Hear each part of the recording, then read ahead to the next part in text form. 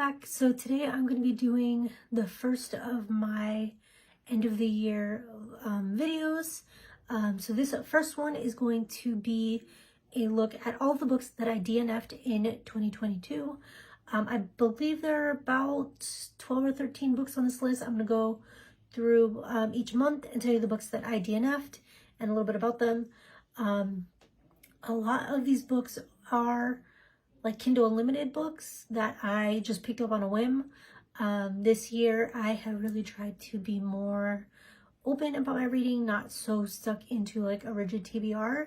I've tried to just kind of read things that I like as the mood strikes me, or things that I see other people recommending or other people really liking. I've also just kind of picked up books as they kind of pop up like as a recommendation on my Kindle. If it looks good, I'll pick it up and try it. So some of these are some of those books that I just tried on a whim off of Kindle and ended up not loving. So that's exactly what this first book is. So the first book from January that I DNF'd is called ɪᴛ and Chocolate by K.F. Breene. Also, I have some notes on the side. That's why I'm looking over there. But I will put a picture of the cover of the book over here so that you can see the cover of it. And so yeah, ɪᴛ and Chocolate by K.F. Breene, which is the first book in the Demigods, I think is the name of the series. And I did not, it's Demigods of San Francisco is the name of the series. So this is book one. I want to say I got into maybe 100 to 200 pages into this book. Now, according to Goodreads, this series is like an epic fantasy. And I know sometimes epic fantasies can be hard to kind of get into, and they start off pretty slow. But there were a couple things about the story that I didn't really love. And so I decided to just pass it over. I've been really trying to be more open about not forcing myself to read a book if I'm not enjoying it, if there are things about it I don't like. I try to give a book like its best chance, or try to read it as much as I can, or push through if I'm not feeling it. But if it's to the point where I'm like actively choosing other books over it, then I know it's time to move on. And that was the case with this one. So this series is about a girl who lives with two teenagers. She's kind of like their foster mother. Her mother kind of took care of the people in their building. When her mother passed away, she kind of took over responsibility for the two kids. Honestly, I'm not gonna lie, I don't even remember the name of the characters. I do know that there is a guy who he has some type of magic. I don't think they're like fae. I think he's a human with magic. And he's kind of this like mobster type. And I think his name is Kieran. And I want to say he can sense other people's magic, or he has people who can sense other people's magic, and he can tell that this girl's magic is like off the charts. And so the society, I think, is like broken down into like a hierarchy depending on like your level of magic or how much magic you have. And anybody who has a certain level of magic has to be, I think there's like a separate part of the city for them, and I think they have to be like registered. I don't remember exactly, but they're definitely like separated based on their level of magic. And somehow this girl has been hiding among like the peasants. Basically anybody who doesn't have a high amount of magic is considered like lower class basically. And so she has managed to kind of skate by under the radar, living with the people who don't have a lot of magic, even though technically that's illegal. If you have a lot of magic, you have to kind of be registered and live with the people of your class basically. And so he discovers her. At first he doesn't believe that she has the kind of like level of magic that he's reading or the people around him are reading. And so he meets her, and he like gives her this blanket for the kid that she's taking care of, because that kid is sick. And she's also like a fake psychic, but the people who are coming to her, like the humans who don't have magic, are coming to her and don't realize that she really does have magic, and that's how she can kind of see their futures. I don't remember exactly, but the magic system itself was pretty interesting. I didn't love the way this was starting out. I didn't love the way they met. Her dynamic with the teenagers was kind of weird. She's only like a year older than the girl teenager that's living with her, but she still like treats her like if she was a child. And the girl's talking about wanting to like become a prostitute basically to get them their money. And I think the girl was only like 14 or 15 maybe, I don't remember, but I know that whole dynamic with the kids I didn't really love. And usually I'm all about like found family. It just didn't click this time for me. So yeah, after about 200 pages I think I went ahead and DNF'd that one. So the next book was The Last Guest by Tess Little. I believe this was an arc that I was given through NetGalley. I want to say about 200 pages into this one as well. This was a debut novel, and I think you could really tell there was so many different perspectives and so many different like branches to the plot, and like you were never really sure where things were going. And it's kind of like a murder mystery type thing, almost like a Clue type thing where all these people are in the house and people start dying and they're trying to figure out who it is. But none of the pieces really fit, and it just seemed like the author was kind of throwing out these like tidbits of information to throw you off, but it wasn't like cohesive. It didn't make sense. So this book is about Richard. He's a famous movie producer who is throwing a party to celebrate his 50th birthday, and he invites a bunch of people over. I don't remember exactly how many people it is, maybe 6 to 10 maybe, and they have this dinner, and he invites his ex-wife and his daughter, and I believe the daughter ends up not coming. So the ex-wife ends up in a room, in a dining room, having dinner with her ex-husband, who she has kind of a rocky relationship with, and like all of his colleagues. I want to say the ex-husband is a famous actor, I think. So all the other guests are actors and models and like professors and just like the high and mighty rich people, and they're all really like weird and eccentric. And there was a lot of like internal monologue between, well, like with the ex-wife. It's told from the ex-wife's perspective, and I don't remember if it changed perspectives or not, but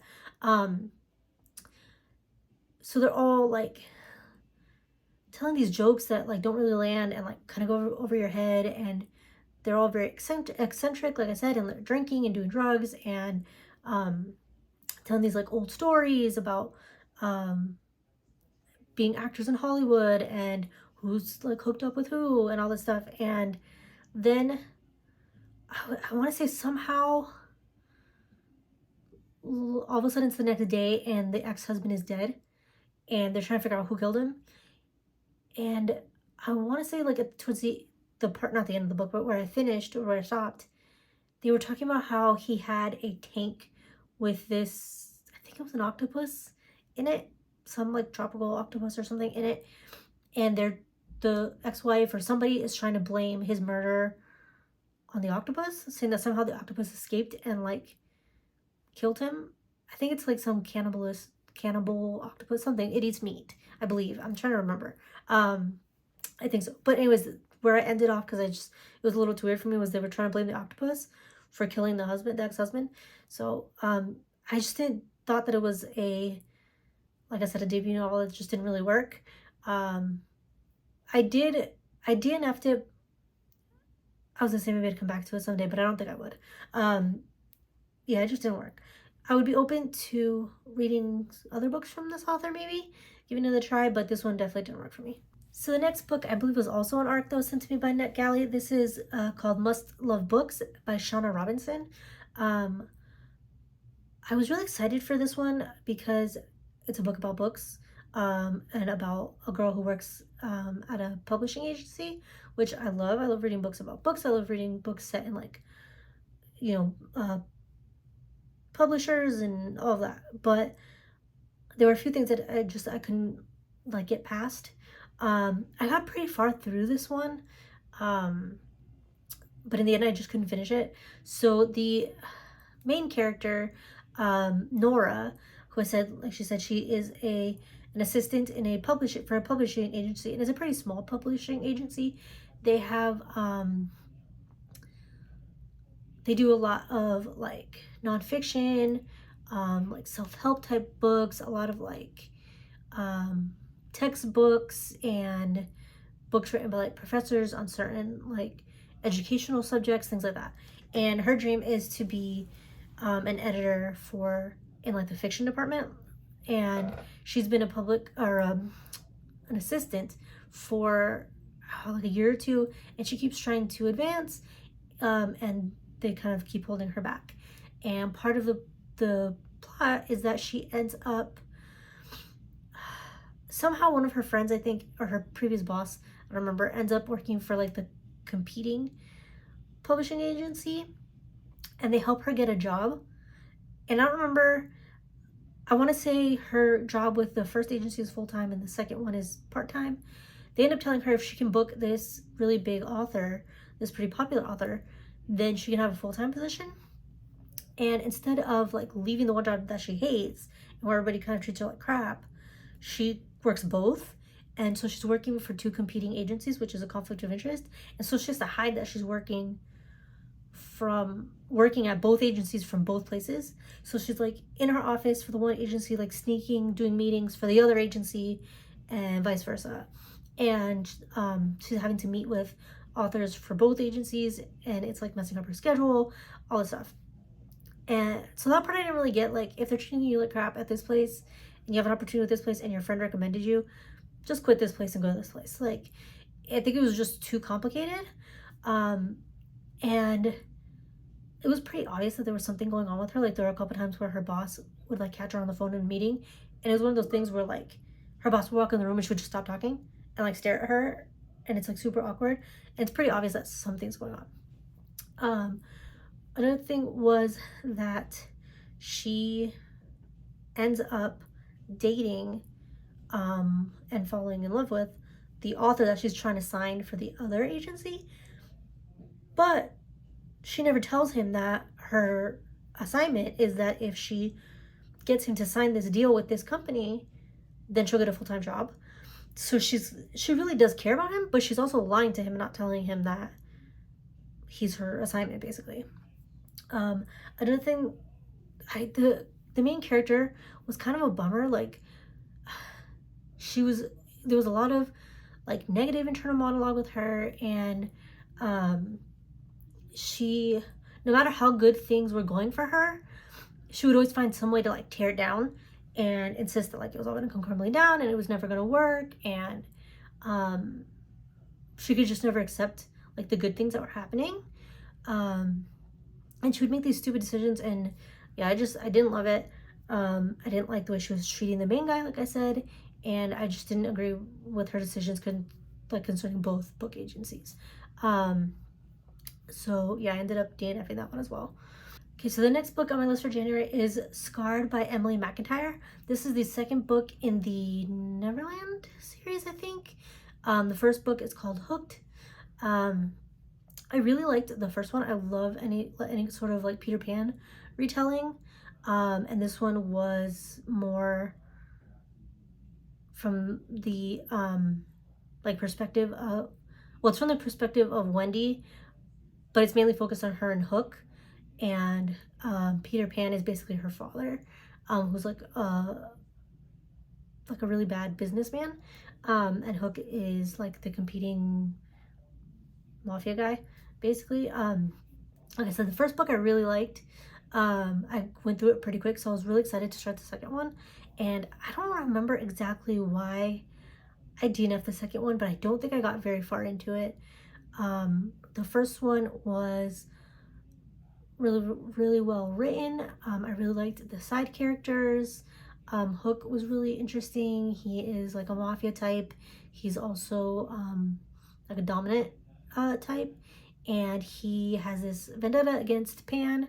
And yeah, I really liked all those elements. And honestly, I'm not sure, I don't remember what it was about Scarred that made me DNF it, but I definitely did not obviously like it as much as the first book. Okay, so the next book was Dark Fever by Karen Morning, I think, or Morning, I don't remember exactly what the last name is. I think it's Morning.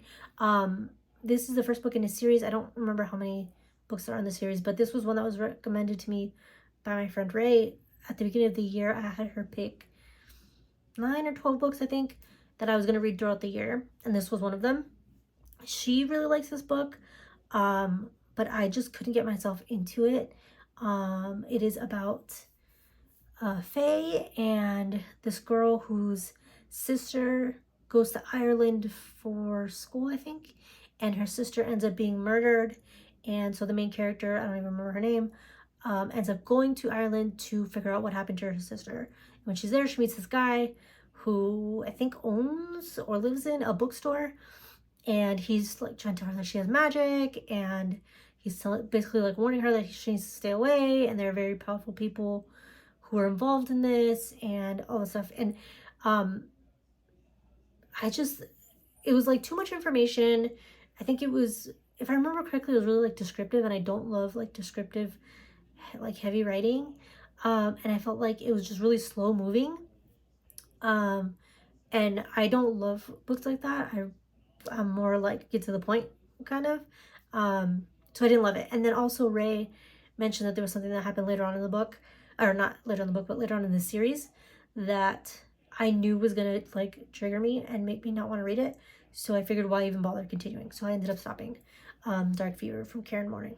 So I didn't have any books I DNF'd in February or March. Now moving on to April. I only DNF'd one book in April, and that was As Good as Dead by Holly Jackson. This is the third book in the Good Girl's Guide to Murder series. I really enjoyed the first two books. They were really, really good. So I was very excited for the third book. But I didn't love the way this one started out. I probably could have pushed through. It wasn't a case of not liking the book or the writing. Like I said, had I gotten past the first 4 or 5 chapters, maybe, I don't even remember where I left off. But I am fairly confident that I probably would have liked the rest of the book. But it's hard. I don't want to say too much because I don't want to give away spoilers, because this is the third book in the series. The book starts out with the main character having to confront someone in court, or like in a I can't think of the word, basically in court, and she's having to like defend herself and fight for herself and like push back and provide all this evidence and all this stuff in front of the other person who like injured her, we'll say. And that was really triggering for me. I have been through something similar years ago, and that reading those scenes just brought up a lot of like bad memories that I would rather forget. And I couldn't do it. It was making me upset, and I was getting really like frustrated, and it was giving me anxiety, like remembering what it's like to have to sit and like defend yourself in front of the other person, and how like traumatizing that is. So I couldn't do it. So that is the main reason, or but basically the only reason, why I DNF'd that book. I feel like it kind of went on too long. I would have been, usually I don't like to be told something. I want to be shown, you know, in a story. In this case, I would have rather Holly Jackson kind of speed past this part and go on to the rest of the story, rather than focusing on this part in the court for so long.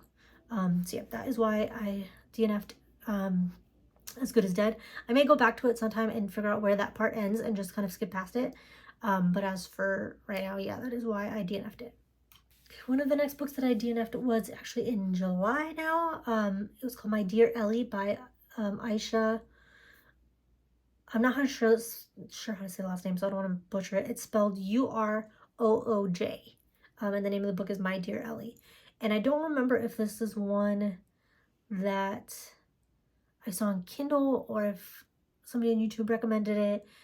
But it is about a girl who grows up with her best friend, and as they get older, they know that they kind of want to stay together. They don't want to be separated, like when it comes for college, all that stuff. And so the best friend decides that she is going to go to, I think, New York to pursue acting. And she like insists that the main character, come with her. And so the main character ends up like deciding that she's not going to go to college. She's just going to go to New York City and follow her best friend, and basically skip having an education, skip having any kind of career, and just work like a typical like everyday job. while her friend tries to pursue acting, and they're like very poor, and the friend completely takes advantage of her, and they have a very like codependent relationship, and a lot of it just felt really like negative and like down, and the main character was always very sad. Even though she hated her life, like she cared more about the best friend's life and helping the best friend become famous than herself. And it seemed like it was going to end up going kind of in a bad direction. I don't even know how it ends, but I didn't love the codependency between them, and like the main character's negative thoughts constantly, and the way she was being taken advantage of. I just didn't love it.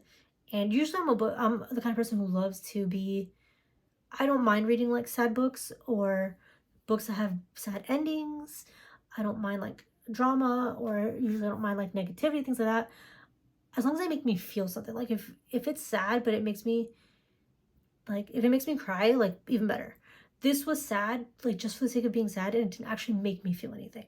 It was just kind of like one note the whole way through without any real emotion. So I didn't love it, so I ended up DNFing it. And that is it. Actually, I have less than I thought. I may I'm filming this on December 5th, so it's still early. If I end up having any more in December, then I will add a second like clip to this before I edit it. Otherwise I'll just end it here. But as of today, this is the end of my list. I thought I had more. I actually only had what, like 5 maybe.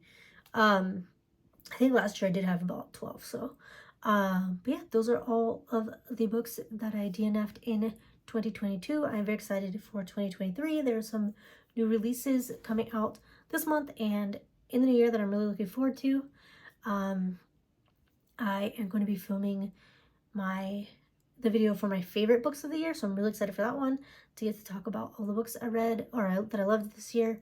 I feel like there have been some really good books this year, and